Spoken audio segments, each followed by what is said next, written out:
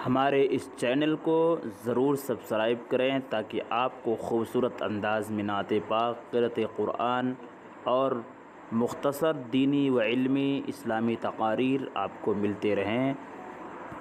Videos को like और comment भी करें। अल्लाह के रसूल सल्लल्लाहु अलैहि वसल्लम ने हज़रत अबू हुरैरा रज़ी अल्लाह ताला अन्हु को एक गल्ले के ढेर पे हिफाजत के लिए मुतय्यन फरमाया था। एक आदमी आया और गल्ले के ढेर से गल्ला भरने लगा। अबू हुरैरा रज़ी अल्लाह ताला अन्हु ने उसको पकड़ा और उससे कहा, तुम कौन हो, गल्ले के ढेर से गल्ला भर रहे हो? उसने कहा, मैं बहुत मजबूर हूँ, परेशान हूँ। अपनी मजबूरियाँ बयान करने लगा, रोने लगा, आहुजारी करने लगा, गिड़गिड़ाने लगा।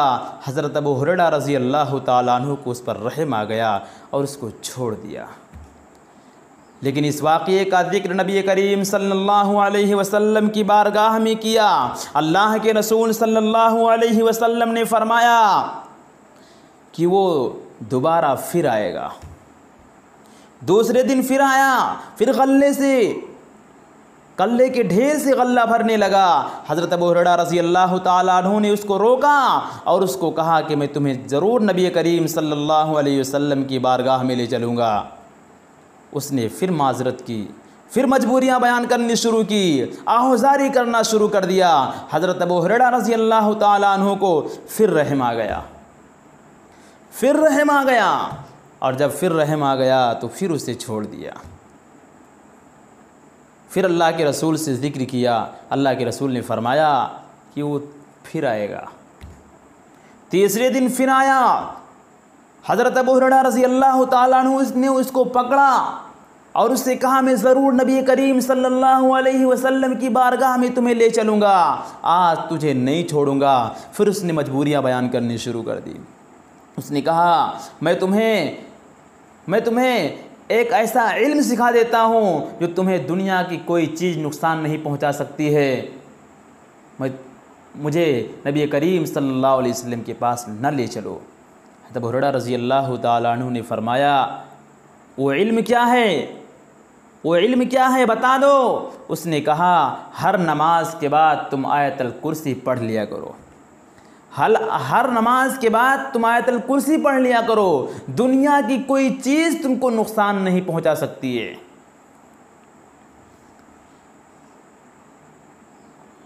हुजूर नबी करीम सल्लल्लाहु अलैहि वसल्लम की बारगाह में हज़रत अबू हुरैरा रज़ी अल्लाह अन्हु हाज़िर हुए।